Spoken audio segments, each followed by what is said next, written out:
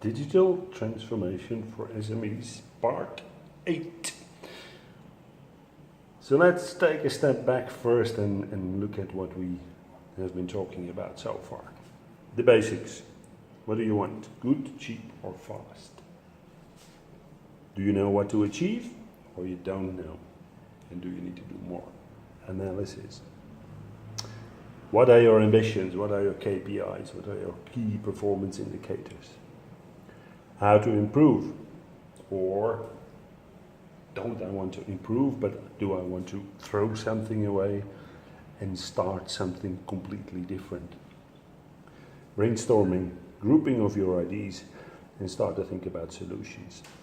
What we're going to talk about today is some cases.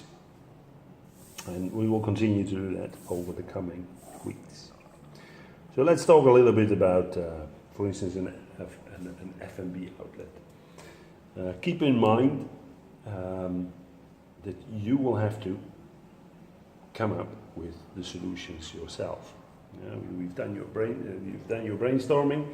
You thought about what you want to do. You come up with some ideas about solutions. You can ask other people to help you implement solutions. You can ask other people to help you find solutions. But ultimately, you need to think about, what am I going to do? As owner, manager, you need to take the decision. Any external party can only help and assist. All right, let's assume you run an F&B outlet. Just one outlet. Maybe you have one or two people in the kitchen, one or two people in the front. There's a manager, or maybe you do that yourself as the owner. One outlet, maybe 40, 50 seats, open for lunch and dinner 6 days a week, maybe even 7.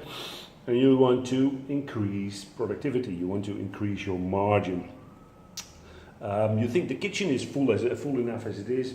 They can handle the workload, but not much more. And in the kitchen, there's not a lot you can do. You've looked at the menu, you've simplified the menu. Your ordering and your administration you do yourself. Where you think you can do something is in the front. So you start looking at how your customers order. So the most simple solution is this one. You just put on the table a simple tick list and a pencil. And you see that in bas côté stalls, you see that in other restaurants. There's nothing wrong with that, and it does save you staff. No issue with that.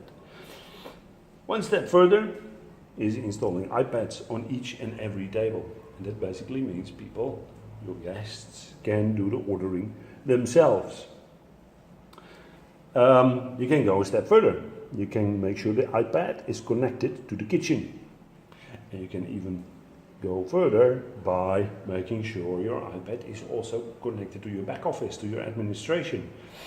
Now, okay, this is a small shop, so an enterprise resource planning solution is probably a little bit too much, but you can integrate your solution. You can even make it more simple and make sure that people order via an app on their mobile phone, so then you don't even need the dedicated iPads.